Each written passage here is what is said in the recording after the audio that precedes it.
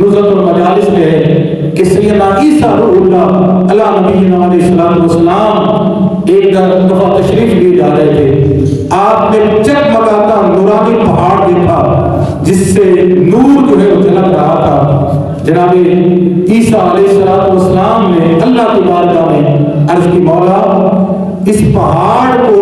قوت گویائی عطا فرما تاکہ اس پہاڑ سے میں پوچھ سکوں کہ یہ پہاڑ جو ہے اتنا نورانی کیوں ہے۔ اللہ نے پہاڑ کو قوت گویائی عطا فرمائی، پہاڑ بول اٹھا، کہنے لگا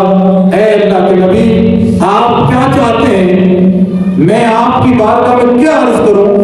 آپ نے ارشاد فرمایا مجھے اپنا حال بتا، تو نورانی کیوں ہے، تجھ پر نور کیوں برس رہا ہے؟ تو پہاڑ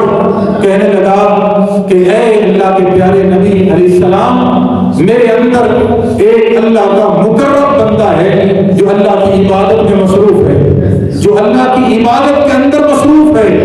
اللہ پاک نے اس کو عبادت کا ذوق اور شوق عطا کیا ہے۔ اللہ پاک کی بارگاہ میں جناب عیسیٰ علیہ السلام نے عرض کی، مولا وہ بندہ ظاہر فرما جو اس پہاڑ کے اندر تیری عبادت کر رہا ہے۔ پہاڑ شک ہوا، اندر سے اللہ کا ایک بندہ باہر ظاہر ہوا اور کہنے لگا اے اللہ کے پیارے نبی، میں موسیٰ علیہ السلام کو امتی ہوں، اور میں نے اللہ کی بارگاہ میں عرض کی کہ مولا مجھے آخری نبی رسول ہاشمی صلی اللہ علیہ وسلم کی پاسر تک زندہ رکھ اور مجھے ان کا امتی ہونے کا شرف بھی عطا فرما۔ اللہ نے میری دعا کو قبولیت کا شرف عطا فرمایا،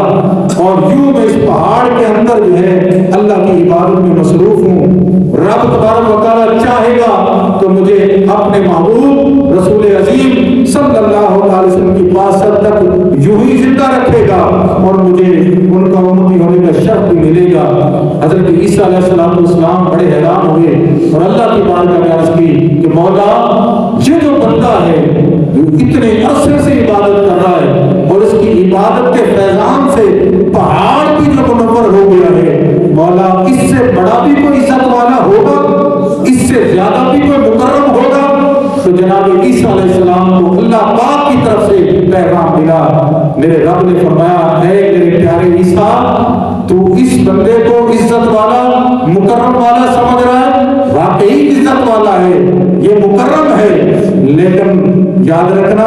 میرے آخری نبی رسول ہاشمی صلی اللہ علیہ وآلہ وسلم کی امت میں سے